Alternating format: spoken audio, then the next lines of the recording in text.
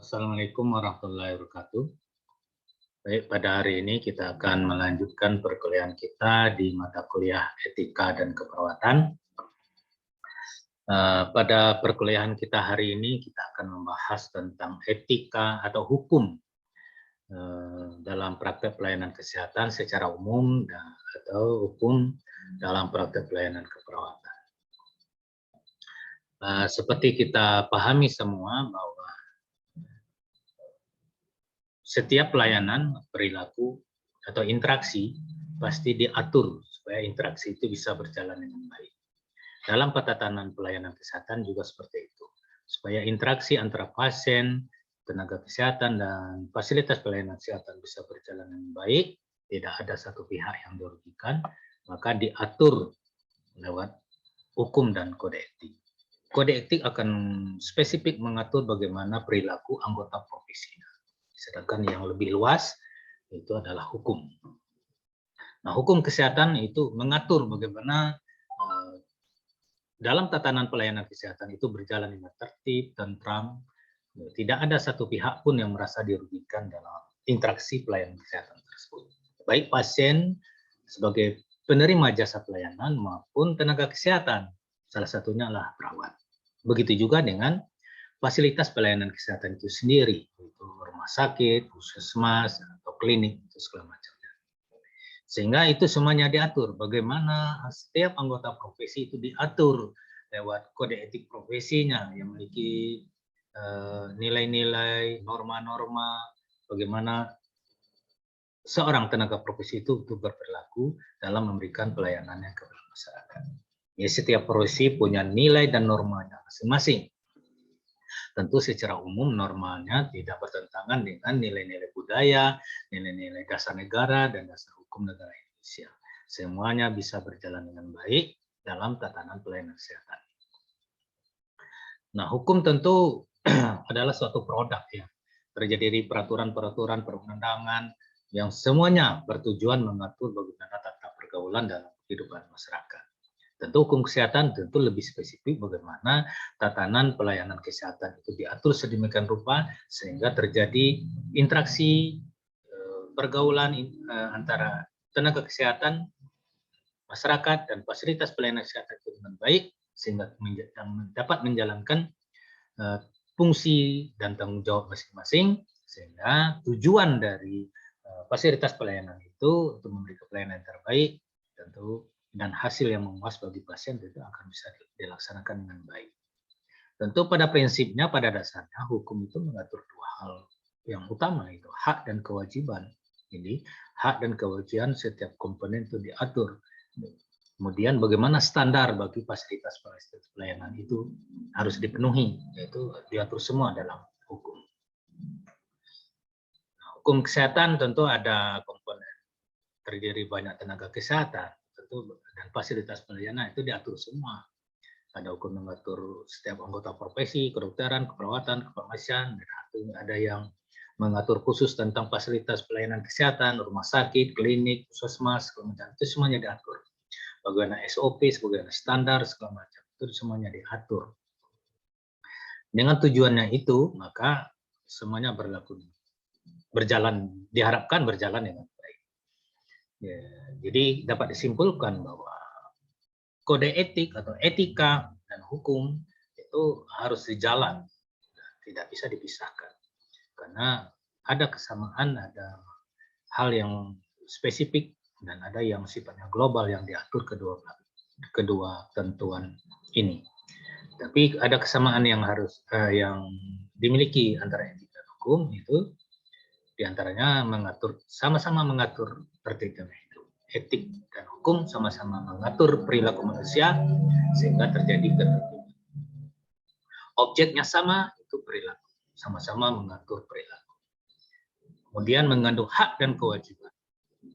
Hak dan kewajiban setiap komponen yang terlibat dalam pelayanan kesehatan.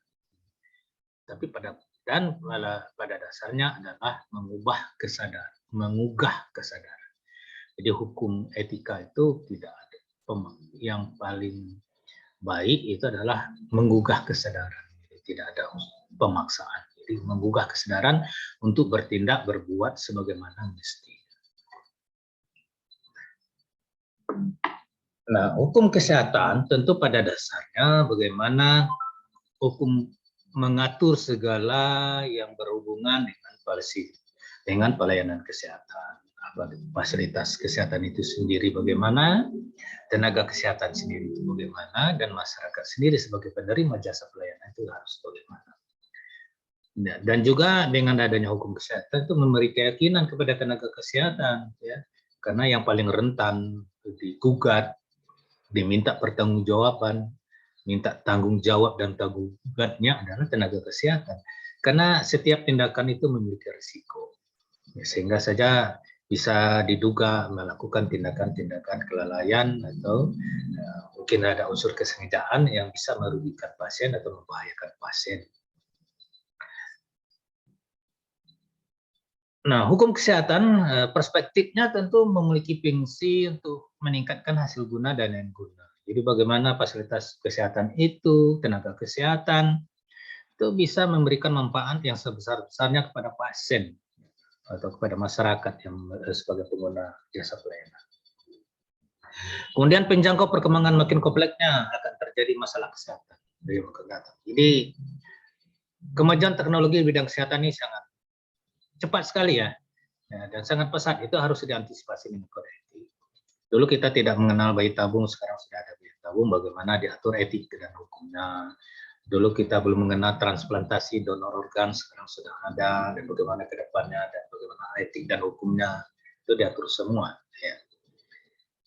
Kemudian yang paling jelas adalah dengan adanya hukum kesehatan, tentu akan memberikan kepastian dan perlindungan baik kepada pasien maupun kepada tenaga kesehatan. Jadi semuanya berada posisi yang jelas, berada di ruang yang terang.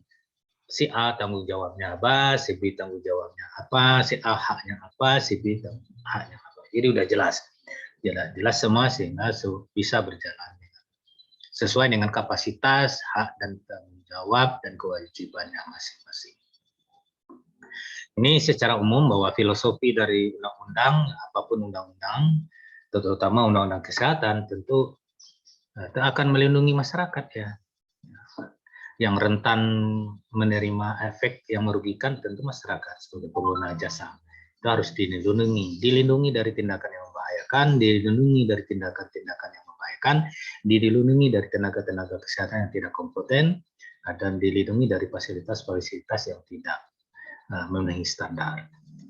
Kemudian dalam sendirinya juga tenaga kesehatan juga dilindungi dari hal-hal yang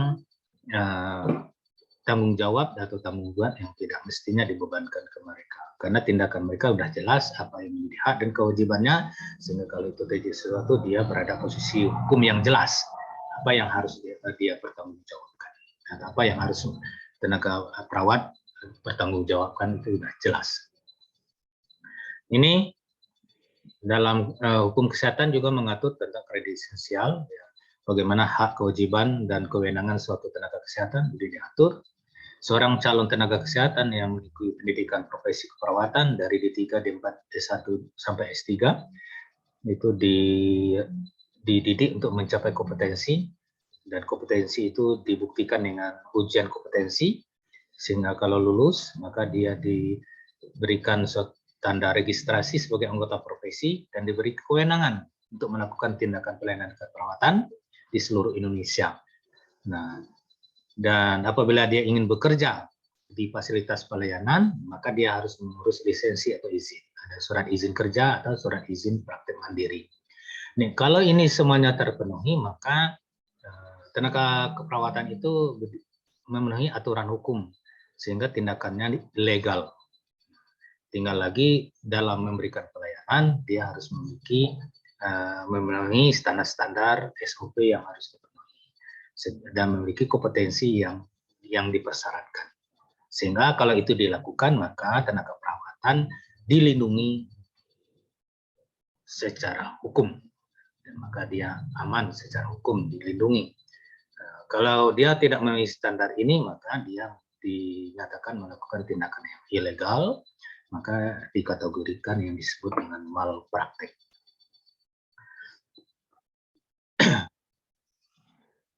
Jadi, maaf. Nah, fungsi hukum kesehatan yang lebih spesifik itu adalah untuk kerangka untuk menentukan tindakan mana yang sesuai dengan hukum. Nah, ini harus kita pahami. Tentu tindakan pelayanan keperawatan, tindakan pelayanan kesehatan yang kita lakukan itu harus sesuai dengan kewenangan yang diberikan. D3 kewenangannya sampai mana? S1 kewenangannya bagaimana? S2 kewenangannya bagaimana?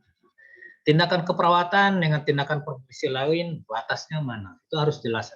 Jangan melakukan tindakan yang tidak diberikan kewenangan kepada kita. Nah, kalau kita melakukan tindakan yang tidak sesuai dengan kewenangan kita, maka itu disebut malpraktek, kita melakukan tindakan yang melampaui kewenangan.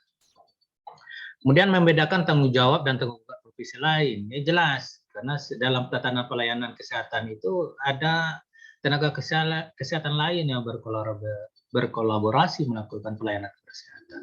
Dokter tanggung jawab dan tanggung jawabnya apa, ahli gizinya apa, bidannya apa, jadi jelas batasannya. Jadi jangan kita mengambil alih tindakan profesi lain, itu akan menyalahi ya, karena ada ranah kewenangan masing-masing, ya, kapasitasnya masing-masing sudah jelas. Jadi kita harus pahami itu. Ya. Menentukan batas-batas kewenangan tindakan mandiri. Mana tindakan mandiri? Ada tindakan mandiri itu tindakan yang bisa dilakukan oleh profesi atau profesi berdasarkan keilmuannya. Nah, karena berdasarkan keilmuannya maka diberi kewenangan. Perawat apa tindakan mandirinya? Tindakan mandiri keperawatan tentu berkaitan dengan tindakan pelayanan kebutuhan dasar manusia, itu mandiri. Tindakan mandiri keperawatan. Tapi kalau sudah berhubungan dengan profesi lain harus berkolaborasi, ya tentang pemberian obat, tentang pemberian gizi, segala macam makanan harus berkolaborasi dengan profesi lain, itu bukan tindakan mandiri keperawatan. Kemudian mempertahankan standar praktek. Jadi hukum bagaimana standar itu diterapkan sesuai dengan kemajuan-kemajuan yang terjadi di dunia pelayanan kesehatan. Nah, tentu saja dengan demikian, dengan kemajuan dan kompleksitas masalah kesehatan, maka tindakan-tindakan yang mengarah kepada malpraktek itu tentu akan semakin luas dan semakin besar.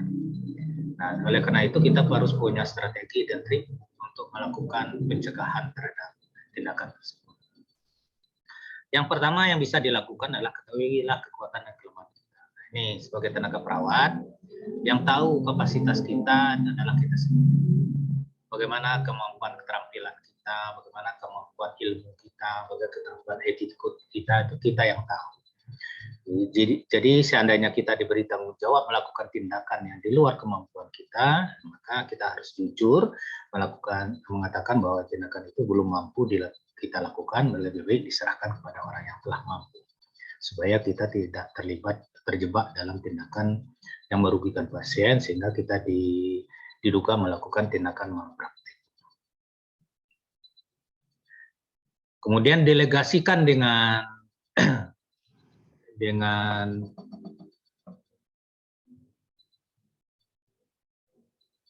cermat, dalam arti kata bisa saja tindakan itu adalah kewenangan kita, tapi kita karena ada suatu hal harus kita delegasikan kepada orang lain, maka kita harus mendelegasikan kepada orang yang memang kita yakin mampu melakukannya. Karena tindakan itu walaupun diserahkan kepada orang lain, tanggung jawab dan tanggung jawabnya ada pada diri kita yang mendelegasikan. Oleh karena itu, berilah tugas pada orang yang telah yakin kita mampu melakukannya, supaya tidak terjadi kesalahan dan kita terlibat dan diminta tanggung jawab dan tanggung jawabnya secara hukum.